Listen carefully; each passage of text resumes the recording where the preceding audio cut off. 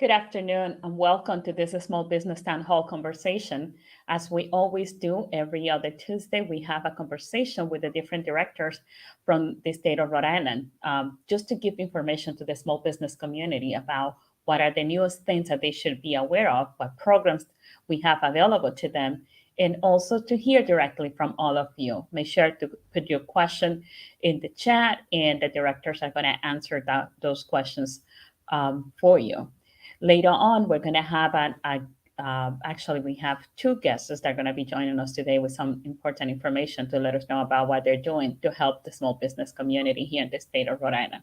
But first of all, let's bring Secretary of Commerce Pryor. So Secretary Pryor, actually, this is going to be the last town hall in this role. So just want to thank you for your participation and for your presence every week during the pandemic when Governor McKee was the one hosting this conversation, where you were always there providing information for our small business community and also for our micro business community, making sure that you kept everyone informed about the resources available. So thank you so much for joining me again for this final in this capacity, and welcome to the Small Business Town Hall. Tell us what's happening at Commerce. Thank you, Lieutenant Governor, and I want to thank the governor and you for the opportunity to serve in this role. And it's really been an honor across two governors, 7.5 years. I'm told that's a record, by the way, Lieutenant Governor, for a top commerce official, top economic development official in Rhode Island.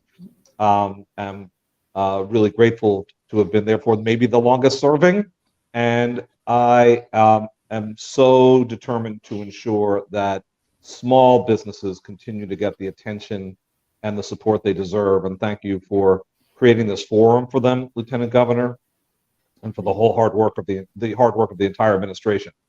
As to an update, we're very pleased that our economic recovery continues to be strong. And you know that each and every time we offer these data, Moody's Analytics ranks the states on the strength of their economic recovery. It's their back to normal index. Rhode Island now is the second strongest recovery in the United States of America, number 2. And by the way, we never say this with glee, but Massachusetts is 45th and New York is 50th, where we're really outpacing some of our key neighboring and nearby states that ordinarily eclipse us coming out of a downturn. We've got to keep it that way. We need to keep investing. We need to keep supporting small businesses financially, as well as enabling small businesses to navigate their path to financial resources and to licensure and to support more generally. The position that we're in the region is first. So Rhode Island is leading the Northeast in our economic recovery on this same critical index. So we're so proud of that, but much more has to be done and sustainably done and continuously done to support small businesses. One of the signature programs of the McKee administration is our Rhode Island Rebound Small Business Grant Program that follows upon multiple other rounds of support for small businesses in the way of financial relief out of federal dollars. We had the Restore program, the relief grant program under 2 different governors. This is the Rebounds grant program. We've already issued or have on the way 1,900 checks to small businesses in Rhode Island, $9 million in climbing, just in this most recent round that was passed right as the new legislative session took effect. It was technically the last day of the previous session. And these monies are rolling out the door. If small businesses listening to the Lieutenant Governor's program have questions about your application, including enrolling with the federal registry for these purposes, sam.gov, please contact 521-HELP, 401, of course, 521-HELP, and our commerce folks can assist you. Last note is this, we're all eagerly awaiting the state budget. being issued in the General Assembly's version via the House. We're so grateful to the legislative leaders, including Speaker Shekarchi and Senate President Ruggiero, and the finance chairs in both houses. We are very hopeful that there will be small business measures in there, such as we have proposed, including the cottage food licensure measure that enables baked goods to finally enter the market with the proper kind of license and really gets that going.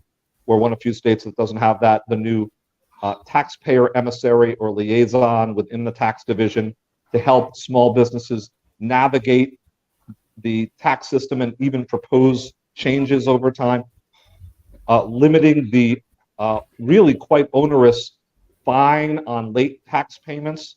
In the midst of this pandemic, we really can't have that. We've got to drop it from 18% to 12% as proposed. There's a lot in there. We want to drop the corporate minimum tax, so that we keep chipping away at that minimum tax that affects all businesses, especially smaller businesses. And we have some dollars in the budget for continuing relief, continuing rebounding, if you will, for small businesses. So we're optimistic that at least a substantial amount of that, those measures that I've described, will be in the budget. So important to keep our eye on that prize, Lieutenant Governor, and whatever position I'm in professionally and whatever energy I have to offer personally will always be focused on small business and helping our small businesses succeed in the good times and the tough times. That's how we stay at the head of our region. That's right. Yeah, and we appreciate so much of the work that you have been doing to make sure that our small business get back to their feet after this pandemic and after everything we went through. So thank you so much for the work that you have been doing, and thank you for being always available and accessible to us and to the business community. We really appreciate, really enjoy working with you of this past month, making sure that we're bringing information to our community and being your co-host. I hope it's not our last time being a co-host, because you bring the whole process up. You elevate the hosting process. So thank you, Lieutenant Governor. Truly, authentically, it's been a pleasure and a privilege. Thank you so much. It's been a pleasure also working with you, and looking forward to working with you in the future again. Likewise. Very much so. Thank you, Secretary. And now we're going to turn our conversation to actually the Director of the Department of Labor and Training, Director Matt Weldon, who's here with us. Director, how's it going? Hey, Gov. It's going great. I feel like I had a warm-up opportunity this morning at the Small Business Advisory Council.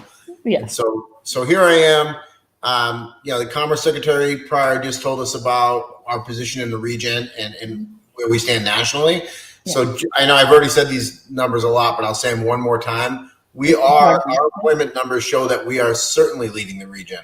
And what I mean by that is April was the latest data we released, 3.2% unemployment. That's the lowest unemployment rate in Rhode Island since 1989. 3.2%. Just for context, Massachusetts, 4.1%. Connecticut, 4.4%. The U.S. rate, 3.6%. So we are competitive across the country, and we're leading the region. That's great. One thing that we talk about a lot here at DLT, and I want to make sure Rhode Island small business community knows, is that we offer different job training programs. Mm-hmm. And what I mean by that is we have, of course, our big umbrella program, Real Jobs, which focuses on industries in demand-driven opportunity where groups get together, and that usually means, maybe a professional association, maybe individual employers are part of that association, a training provider, a community-based organization. They would get together and say, if we could do this kind of training and here's how we would do it, then we could place so many people in jobs, or we could upskill our existing workforce to keep us competitive. That's what we do. And recently we announced that we were going to go out and issue new contracts and get some new partners and renew existing partners. And we put out a solicitation, 55 proposals came back in response. About 12 of those were for planning grants, which are very small amounts of money to get ideas going, to start cooking some ideas and think about how we can work with them. That's great. I'm thrilled. The other ones were for larger grants to do job training. Those are all great opportunities to help people get skilled up for the jobs that exist right now. In addition to that, if people go to the Governor's Workforce Board's website, and I'm going to test Ben here, if they go to gwb.ri.gov, it's a great news site. They can find information about other programs. Maybe they don't need to put in a big pitch for real jobs, but there we go, Ben. But we have some incumbent worker training or a work immersion, which is like a paid internship where we can help subsidize the wages for a period of time through money that comes in through your budget and the governor's budget and the assembly grants to us. And we're able to help employers in a bunch of different ways to try to deal with their hiring needs. So please go to that website or check out DLT's site at dlt.ri.gov. Let us help you. And a couple other things really quickly. This week I was on Channel 12 talking about a couple of innovative programs that government has offered to help get people to work. So one thing that's important is making sure they're qualified and ready to work. But another thing is sometimes people have challenges, one of them being transportation. And so I've worked very closely with RIMA, the manufacturers, with Dave Chenevert, who's a fierce leader, and with some partners in government and in business. And last week we went to Greystone, which is along with Secretary Pryor, which is a manufacturer in Lincoln. Mm-hmm. And they were having a problem getting people into their facility from public transportation. They are in a business park and they are somewhat down the road and they had some issues. So RIPTA came to the table with us and said, you know what, we can be flexible. Right. We can adjust our schedule time to meet your shift time. We can drop off and pick up right in front of your business. And so they met us halfway. And the company subsidizes the bus passes for their employees. It's called the Wave to Work program. Oh, that's great. Yes. These are the kinds of things that government and business can do together to help solve a common problem. And it's a real sensible solution. Mm-hmm. And the other one, the last one I'll talk about is called Have Jobs, Will Travel. And that's Dave Chenevert's baby. You know, the manufacturers in our state and other employers too have these great jobs, but maybe people can't access them. And when you think about Quonset and the business park in Quonset, thousands of jobs, great opportunities. But people from the northern part of our state have a hard time getting there sometimes. And for the whole time I've been at DLT, we talked about transportation challenges. Yes. So RIPTA, along with Enterprise Rent-A-Car and the Manufacturers Association and Quonset and DLT all got together and said, what can we do? And they're taking advantage of a program that RIPTA works with Enterprise on to have people basically create these van pools or car pools with shared transportation that will go from Woonsocket, Pawtucket, and Central Falls down to Quonset. It's a low-cost option to get people to good jobs, family-supporting jobs that they can have for the rest of their career. So innovative things like that are how your government is trying to help. We can only do it in partnership with the business community, and I'm thankful that we're able to make this progress. And we can only do it if you, talking about our small business community out there, if you work with us and you let us know what are the challenges that you're having.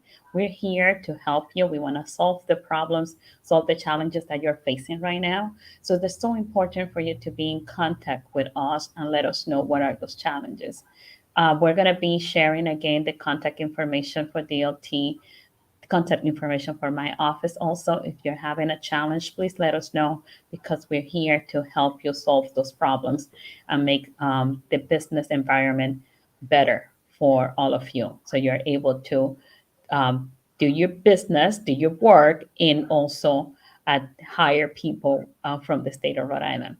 And you were talking about transportation. My dream actually is to have a train line that's going to go all the way from comes from Westerly to Quonset to Woonsocket. So that's my dream. Let's see how we can make that possible. I like it. But thank you, Director. Thank you so much for this information, and thank you for being here with us today. Enjoy. My pleasure. Thank you. Thank you. Wow, this is great to hear the progress that we have been making in helping our small business community in the Quonset area and in other areas with the transportation challenges. So thank you to the Director, Matt Weldon, for that information. So next, what we have is we actually have two guests that are going to be joining us today. Benjamin Grossman and Andrew Bicas are going to be joining us right now, and they're going to tell us about the organization that they founded, the business, which is called Canoe. So why don't we bring them to the screen with me? Hello. Hi, you guys are muted now. So, okay. All right. Perfect. Wow. Welcome. So why don't the two of you introduce yourself to our audience and introduce your company? Awesome. We also have like a little presentation that we'd like to share as well. Is that all right? That would be perfect. Yes, sure. Cool. So I'll kick it off. My name is Ben Grossman. I'm a recent graduate from the University of Rhode Island with a background in graphic design and freelancing. So, Andrew? Yeah, I'm Andrew Bycash from East Greenwich, Rhode Island, recent graduate from the University of Rhode Island in the management program. So we're pulling up our presentation now, but seem to be running into a little bit of a hiccup. Yeah. So while Andrew's pulling that up, I'll just give a little bit of a primer. We co-founded a company called Canoe when we were freshmen at the University of Rhode Island. We sought to remove the barriers to entry for students to launch businesses that serve the community. So monetizing a skill or passion to support local business around our campus or even on our campus to support clubs and orgs who often need a lot of services to help grow their organizations and initiatives. So our platform was designed to create a marketplace that would allow those students to launch those ideas and host those ideas in virtual storefronts. About a year into our experience launching, we found that one of our initiatives aligned with the professors of ours at the university, and that is in entrepreneurship education. So we took our peer-to-peer marketplace and partnered it with classrooms at the University of Rhode Island to create a new entrepreneurial education experience, and right in time. So launching something on campus now, because of the business that we started, there's an app for that, as we hear so many times. Yes. And what we're really striving to be is the first learn to launch campus marketplace that is fueled by entrepreneurship education. Right. I can go to the Nice. next. Very nice. So I just gave a brief introduction to our platform, and then we'll dive in to the next slide. Andrew will tell you a little more. Yeah, so we built out the first iteration of Canoe as a mobile app where students can launch products and services just to their campus. You have to log in with your .edu domain as long as Canoe is adopted with your school. The next iteration, which is actually more on the educational side, was a web dashboard where educators can actually utilize the platform and integrate the app into their classroom and set some badges and set some goals for their students to achieve with their businesses on campus. And these badges can be revenue, views, and much more. So, yeah. So a lot of times when you're building a product, they tell you to compare it to something people know. So we were told that from our users that we're kind of like Etsy, but for product and service ventures. And our goal is not to create this big marketplace globally, but really center around communities. And our hope is to roll out accredited courses in partnership with our university relationships and also just local business leaders to create courses that support all sorts of business ventures in the community. And in addition to that, we have we want to create access to a marketplace that we have populated with thousands of student businesses that are looking to get some of their first customers, which could very well be the small businesses in our community.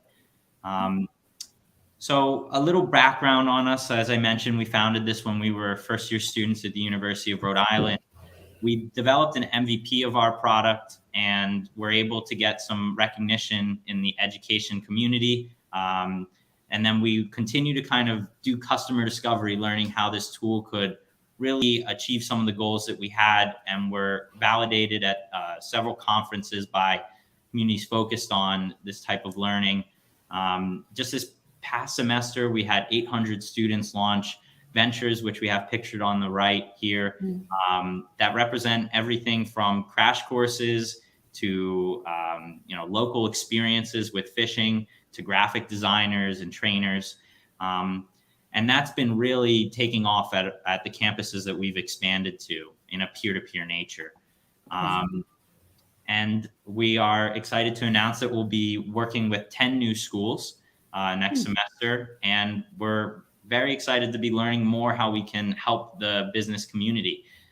So these are just a few slides you can click through. Great. There you go. Next one, please.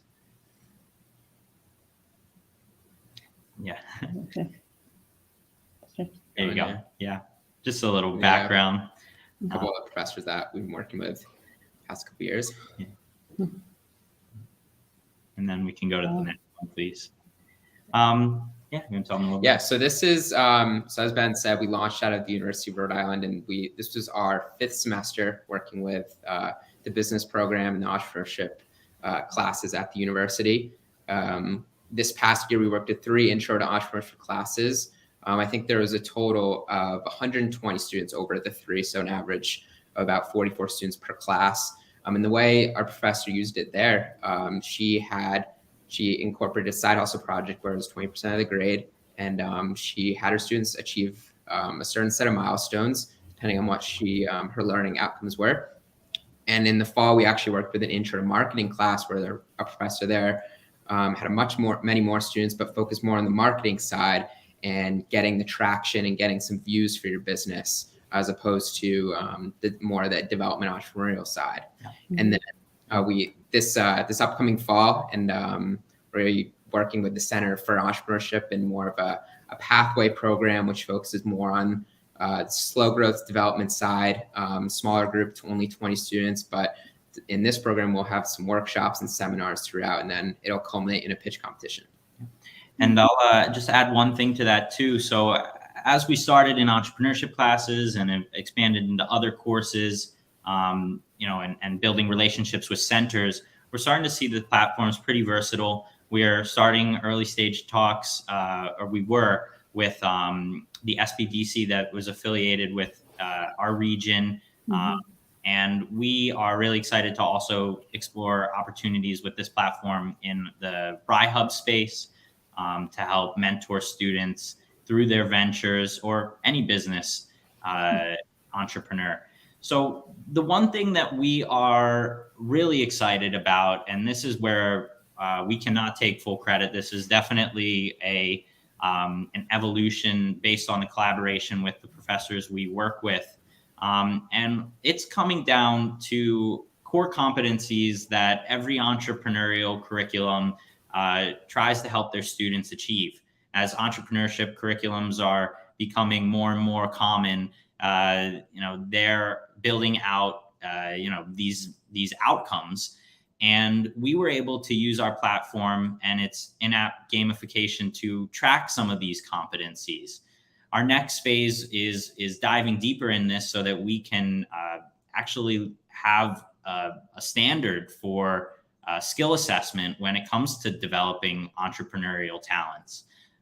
So some of the skills you can see on the right or on the left, I believe, are maybe, to use words that represent, characteristics that you find you have, that also kind of tie back into what, research are saying are the characteristics needed to be a successful entrepreneur.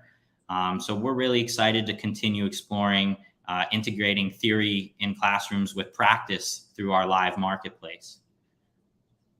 And there we go, the next line. So in summary, there we go, yeah. In summary, we're really excited to continue working with educators and providing a solution for them to facilitate venture creation in their classrooms, to continue to work with aspiring entrepreneurs in building their competencies and strengthening college communities. We're excited to continue learning and seeing different applicabilities of our platform, potentially in the high school space or in with small business partnerships.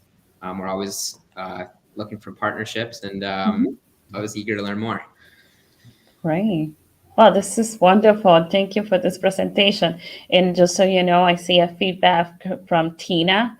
Tina from RAM has been paying attention, and she has a comment. That's a great idea. We also have a comment from Jerry. Hi, Jerry. Very innovative. So I have a question: Is do you think this could be also used for high school students? It's funny you should ask that. We're currently exploring a K through 12 implementation.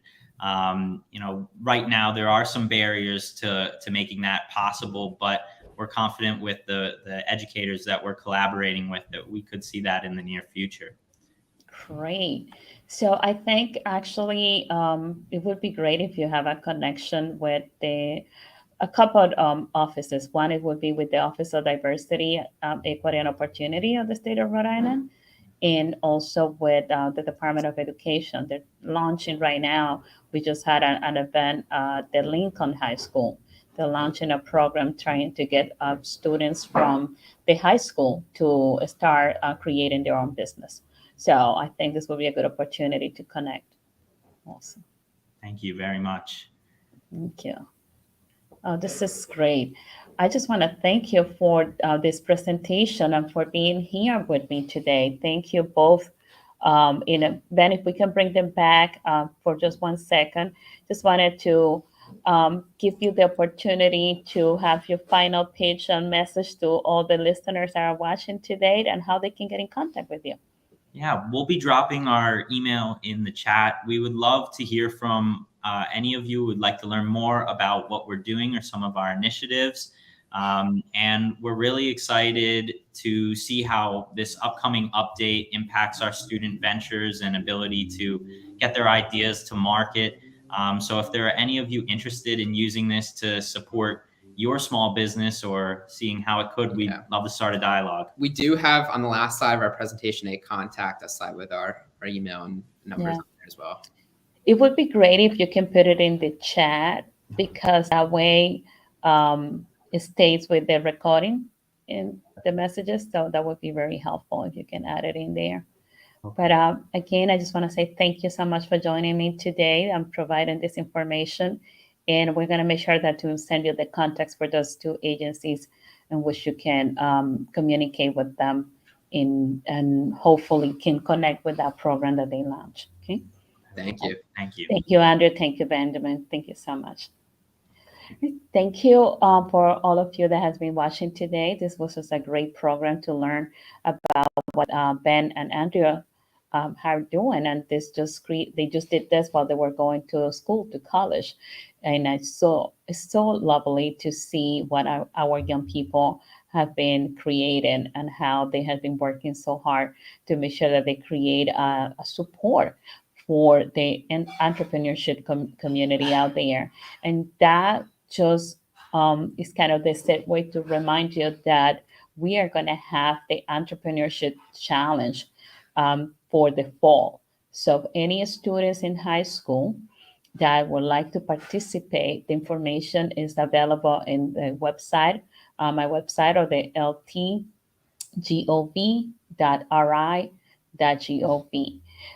There you can find information about the Entrepreneurship Challenge. Make sure that you participate. We have funding available thanks to the Association of Credit Unions are providing funding. So we are able to give scholarship grants to the students that participate. So if you're a student in high school, make sure that you take a look at it. You have the time to work on it through the summer, and you can have that ready for the fall when we're going to have the event coming up. Okay.